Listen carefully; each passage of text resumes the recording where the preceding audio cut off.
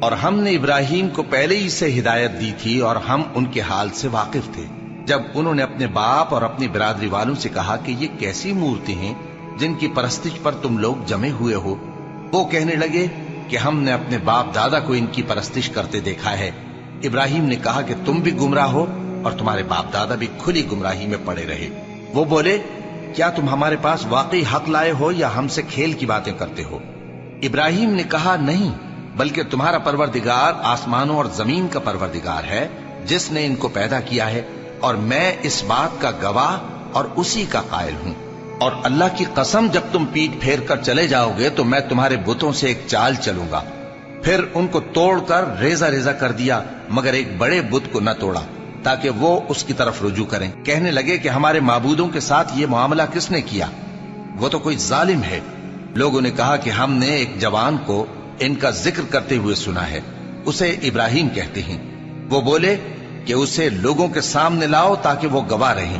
جب ابراہیم آئے تو بت پرستوں نے کہا کہ ابراہیم، بھلا یہ کام ہمارے معبودوں کے ساتھ تو نے کیا ہے؟ ابراہیم نے کہا، بلکہ یہ ان بڑے بت نے کیا ہوگا، اگر یہ بولتے ہوں تو ان سے پوچھ لو۔ انہوں نے اپنے دل میں غور کیا تو آپس میں کہنے لگے، بے شک تم ہی بے انصاف ہو۔ پھر شرمندہ ہو کر سر نیچا کر لیا۔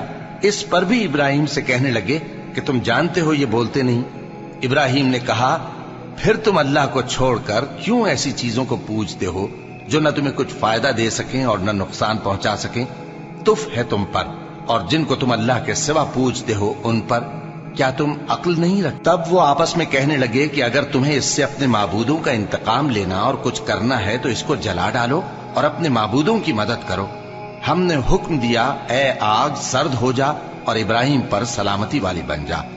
ان لوگوں نے برا تو ان کا چاہا تھا، مگر ہم نے انہی کو نقصان میں ڈال دیا اور ابراہیم اور لوط کو اس سرزمین کی طرف بچا نکالا جس میں ہم نے اہل عالم کے لیے برکت رکھی تھی۔